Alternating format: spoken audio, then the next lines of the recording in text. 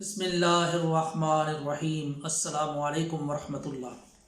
مولانا مودودی کی کتاب خلافت و ملوکیت اور اس کا صفحہ نمبر 336۔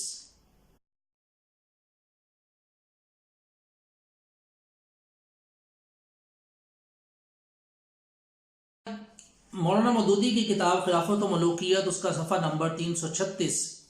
مولانا لکھتے ہیں، حضرت عثمان رضی اللہ تعالیٰ عنہ کی شہادت کے بعد جن حالات میں حضرت علی رضی اللہ تعالیٰ عنہ کو خلیفہ منتخب کیا گیا وہ کسی سے پوشیدہ نہیں ہے۔ باہر سے آئے ہوئے 2000 شورشی دارالخلافہ پر مسلط تھے، خلیفہ وقت کو قتل تک کر گزرے تھے۔ خود دارالخلافہ میں بھی ایک اچھی خاصی تعداد ان کے ہم خیال موجود تھی۔ نئے خلیفہ کے انتخاب میں وہ لوگ یقیناً شریک ہوئے، اور ایسی روایات بھی بلا شبہ موجود ہیں کہ جب حضرت علی رضی اللہ تعالیٰ عنہ کو خلیفہ منتخب کیا گیا تو ان لوگوں نے بعض حضرات کو زبردستی بھی بیعت پر مجبور کیا گیا۔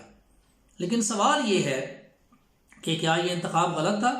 کیا اس وقت حضرت علی رضی اللہ تعالیٰ عنہ سے بہتر کوئی آدمی مدینہ ہی میں نہیں پوری دنیا اسلام میں ایسا موجود تھا جسے خلیفہ منتخب ہونا چاہیے؟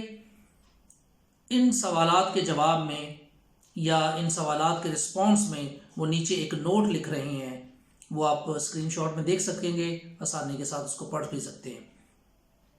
اس نوٹ میں انہوں نے اس طرح سے لکھا ہے کہ ایک صاحب نے دعویٰ کیا ہے کہ اس وقت حضرت علی رضی اللہ تعالیٰ عنہ صحابہ میں افضل نہ تھے، اور ان کی یہ حیثیت نہ تھی کہ خلافت کے لیے لوگوں کی نگاہیں ان کی طرف اٹھتیں۔ یہ ان صاحب کی رائے ہے، اور ان صاحب کا نام مولانا مودودی نے نہیں لکھا۔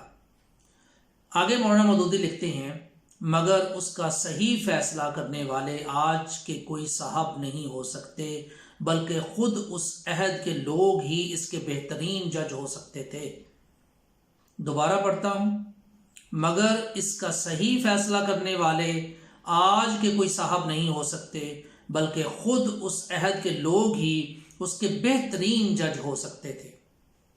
تو یہاں پر یہ جو بات ہے یہ محترم انجینئر محمد علی مرزا کے شیخ مولانا مودودی نے لکھی ہے، اور میرا اپنا یہ خیال ہے، اور ہو سکتا ہے کہ آپ سب اس سے اتفاق کریں کہ یہ بات لکھ کر انہوں نے اپنی اس کتاب کی خود سے ہی تردید کر دی ہے کہ اس کا صحیح فیصلہ کرنے والے آج کے کوئی صاحب نہیں ہو سکتے، بلکہ خود اس عہد کے لوگ ہی اس کے بہترین جج ہو سکتے تھے۔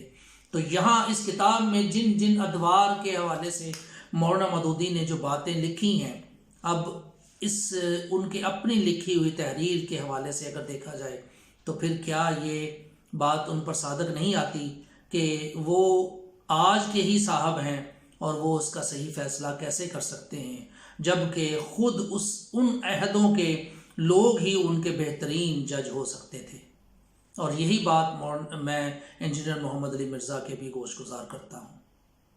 جزاک اللہ خیر۔